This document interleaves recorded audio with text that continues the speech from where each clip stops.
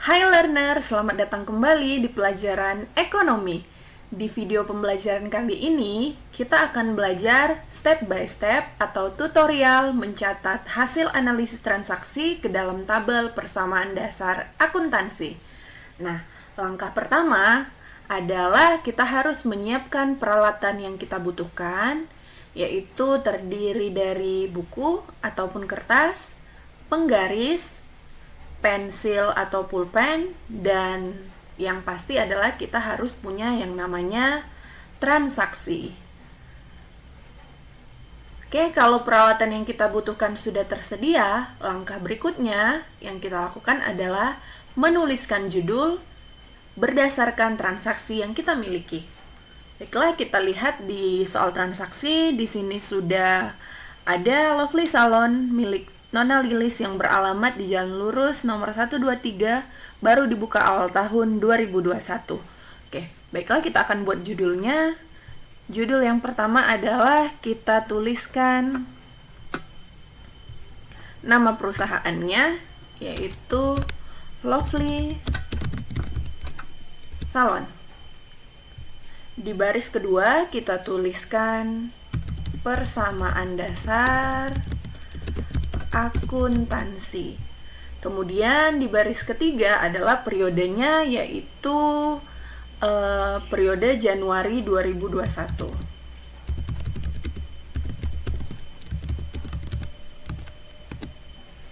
Oke, judulnya sudah selesai.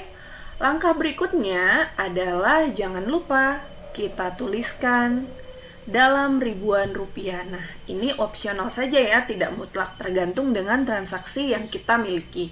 Nah, kebetulan karena transaksi ini nominalnya menggunakan rupiah, dan supaya memudahkan kita dalam pencatatan, supaya di tabelnya itu nolnya tidak terlalu banyak, kita cukup tuliskan dalam ribuan rupiah. Oke, kalau sudah selesai, kita lanjut langkah berikutnya. Nah, langkah berikutnya adalah kita menyiapkan kolom sesuai dengan informasi yang sudah ada di dalam transaksi. Nah, untuk kolom pertama, kita isikan tanggal.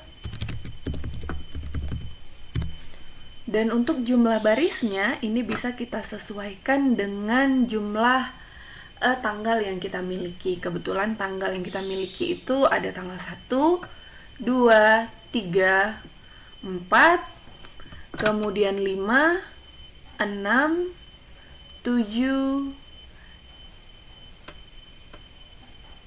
8. Oke, ada 8 tanggal ya. Jadi kita siapkan jumlah baris sesuai dengan jumlah tanggal, yaitu ada 8, 1, 2, 3, 4, 5, 6, 7, dan 8. Kita sisakan minimal 2 baris untuk kita menjumlahkan totalnya nanti. Oke, kalau kolom tanggal sudah selesai, selanjutnya kita akan membuat kolom persamaan dasar akuntansinya. Nah, kita ingat kembali bahwa rumus persamaan dasar akuntansi itu adalah harta sama dengan utang plus modal, atau bisa juga kita menggunakan istilah aset sama dengan liabilitas ditambah ekuitas, atau bisa juga aktiva sama dengan kewajiban ditambah dengan ekuitas. Nah, tergantung kita mau pilih yang mana. Oke, untuk kali ini kita akan menggunakan aset, liabilitas,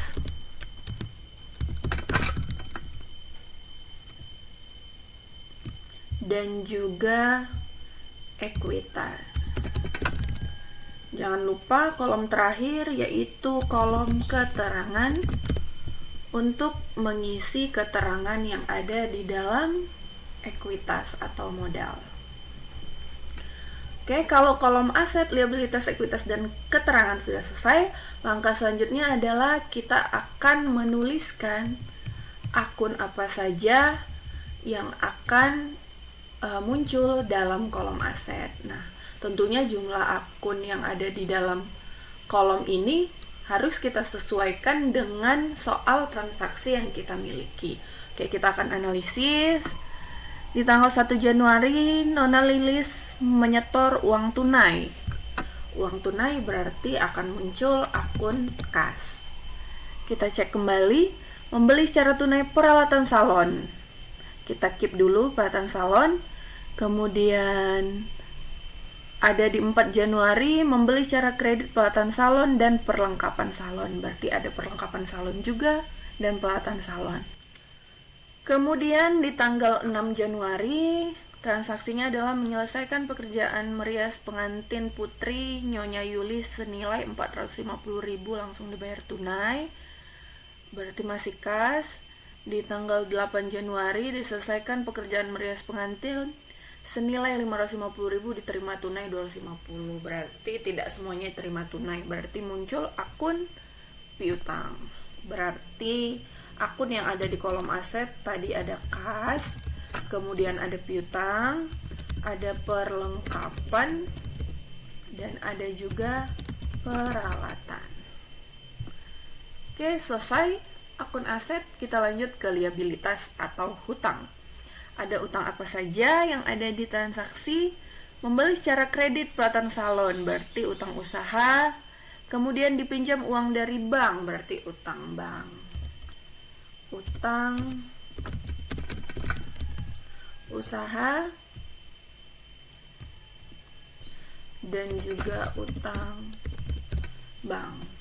Oke, selesai. Untuk kolom ekuitas kita kosongkan karena kebetulan di kolom ekuitas ini nanti akan dicatat berbagai transaksi yang mengakibatkan terjadi perubahan modal atau ekuitas, baik menambah seperti transaksi modal dan pendapatan jasa, ataupun yang mengurangi ekuitas seperti transaksi beban maupun prefer. Dan nanti akan dijelaskan lebih lanjut di kolom keterangan mengenai setiap transaksi yang mengakibatkan perubahan ekuitas. Oke, selanjutnya kita akan masuk ke pencatatan transaksinya. Kita mulai dengan kolom tanggal. Tanggal 1 Januari.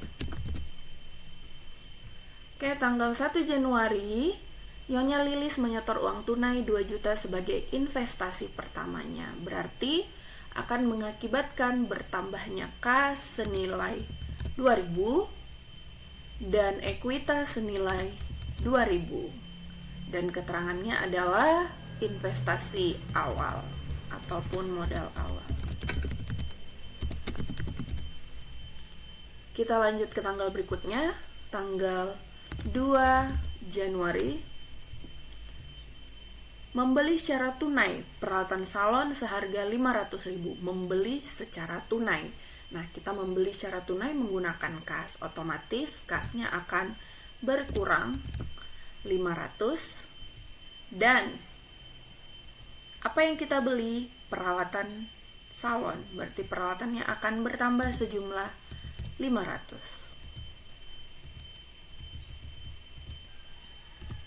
Oke, kita lanjut ke tanggal 3 Januari. Membayar uang sewa kamar untuk bulan Januari 2021 sebesar 200.000. Membayar sewa 3 Januari. Membayar sewa masih menggunakan kas, berarti kasnya berkurang 200 dan modal kita juga berkurang 200. Untuk keterangannya adalah beban sewa. Oke, lanjut tanggal berikutnya, 4 Januari. Membeli secara kredit peralatan salon seharga 500 dan perlengkapan seharga 200. Ada dua pembelian. Membeli secara kredit peralatan salon 500 dan perlengkapan 200. Karena secara kredit tentu yang dipengaruhi adalah akun utang usaha bukan kas. Yang dibeli ada perlengkapan senilai 200 dan peralatan senilai 500. Dan otomatis utang usaha akan bertambah senilai 700. Oke, lanjut di tanggal 5 Januari. Dipinjam uang dari bank dengan menandatangani wesel jangka 3 bulan senilai 750.000. Meminjam uang berarti kas akan bertambah senilai jumlah pinjaman yaitu 750, dan utang bank karena kita minjam dari bank akan bertambah juga senilai 750. Oke, lanjut tanggal 6 Januari. Menyelesaikan pekerjaan rias pengantin senilai 450.000 langsung dibayar tunai. Karena tunai berarti kas bertambah senilai 450.000 dan modal bertambah 450. Untuk keterangannya adalah pendapatan jasa. Lanjut tanggal 7 Januari. Dibayar gaji pegawai untuk bulan Januari 2021 sebesar 150.000. Kita membayar gaji menggunakan kas, berarti uang kas akan berkurang sebesar 150. Kemudian beban juga berkurang 150 dan keterangannya adalah beban gaji. Oke, dan untuk transaksi terakhir 8 Januari. Diselesaikan pekerjaan merias pengantin 550.000, diterima tunai hanya 250.000. Berarti yang kita terima tunai akan kita catat di dalam kas bertambah 250, sementara sisanya yang belum diterima 550 dikurang 250 berarti ada sekitar 300 akan kita masukkan ke dalam piutang, dan ekuitas akan bertambah senilai 550 dan keterangannya adalah pendapatan jasa. Oke, sudah selesai. Langkah berikutnya, kalau seluruh transaksi sudah dicatat ke dalam tabel persamaan dasar akuntansi, langkah berikutnya adalah kita jumlahkan. Kita jumlahkan. Yang pertama kita jumlahkan kas. Ini kalian bisa menggunakan kalkulator ya. Jumlah kasnya ada 2.600, sementara piutangnya karena hanya ada satu, langsung perlengkapannya juga ada satu, peralatannya itu ada 2, kita jumlahkan. Utangnya hanya ada 1, cukup diturunkan. Utang bank juga 1, diturunkan saja. Dan ekuitasnya lumayan banyak ya, jadi kita jumlahkan.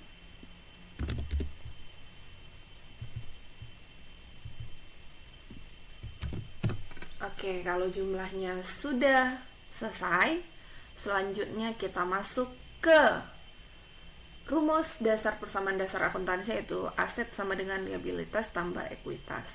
Maka seluruh aset yaitu kas, piutang, perlengkapan, dan peralatan akan kita jumlahkan. Kas ditambah dengan piutang, ditambah dengan perlengkapan, ditambah dengan peralatan.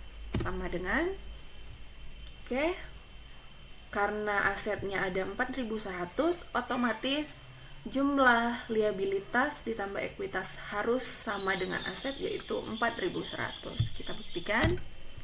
Utangnya, utang usaha ditambah dengan utang bank ditambah dengan ekuitas. Kita jumlahkan. Ya, sama. Jadi aset sama dengan liabilitas tambah ekuitas. 4.100 sama dengan 4.100 atau sudah balance. Nah, ini disclaimer ya. Jika belum balance atau jumlah aset dengan jumlah liabilitas tambah ekuitas ini tidak sama, sudah pasti persamaan dasar akuntansi yang telah kita susun atau kita catat itu kurang tepat. Jadi karena kurang tepat, harus diteliti lagi, dicek lagi apakah penempatan akunnya sudah tepat semua dan apakah jumlah-jumlahnya juga sudah tepat. Namun jika sudah balance, perlu kita cek juga apakah semuanya sudah sesuai, karena dalam akuntansi Jika belum balance itu sudah pasti salah, tapi kalau sudah balance belum tentu benar. Jadi dibutuhkan ketelitian. Baiklah, cukup sekian pembelajaran kita hari ini. Semoga bermanfaat dan selamat mengerjakan.